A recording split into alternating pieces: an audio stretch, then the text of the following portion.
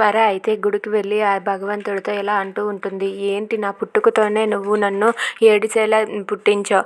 నాకు తల్లి ప్రేమ మాత్రమే ఉందనుకున్నాను, కానీ ఆ తల్లిని దూరం చేసావు. తర్వాత తండ్రి నాకు దగ్గర అయ్యాడు అనుకుంటే ఆ తండ్రిని కూడా దూరం చేసావు. అనుకోని పరిస్థితుల్లో నాకు పెళ్ళయింది. పెళ్ళయ్యాక భర్తతో కలిసి సంతోషంగా ఉంటున్నాను అంటే భర్తను కూడా దూరం చేసావు. సరే, భర్తను దూరం చేసావు అనుకునేసరికి కడుపులో ఒక కాయ పుట్టింది. దాన్ని కూడా దూరం చేసావు. ఇప్పుడు నన్ను ఎందుకు ఇలా ఒంటరిని చేసి ఇలా ఆడుకుంటున్నావు భగవంతుడా? ఎందుకు నాకే ఇన్ని పరీక్షలు పెడుతున్నావు? నాకే ఇన్ని బాధలు ఎందుకు అని చెప్పి స్వర అయితే ఆ దేవుడు చెప్పుకుంటూ చాలా బాధపడుతూ ఉంటుంది. ఇక అవన్నీ కూడా విని పంతులు గారు ఇలా అంటూ ఉంటారు.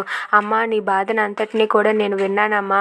నీ బాధను ఆ భగవంతుడు తీరుస్తాడమ్మా. భగవంతుడు ప్రతి ఒక్కరికి కష్టాలు పెడతాడు, కానీ అది తట్టుకునే శక్తి మనకు ఉండాలమ్మా.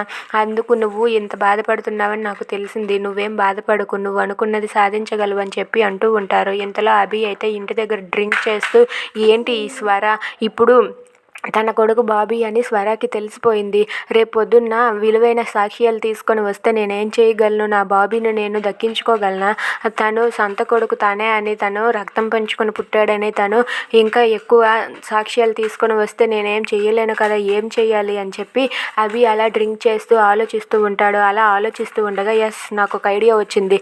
రేపే వెళ్ళి వీసా తీసుకుంటాను. ఝాన్సీని అలాగే బాబీని తీసుకుని ఆస్ట్రేలియా వెళ్ళిపోతాను.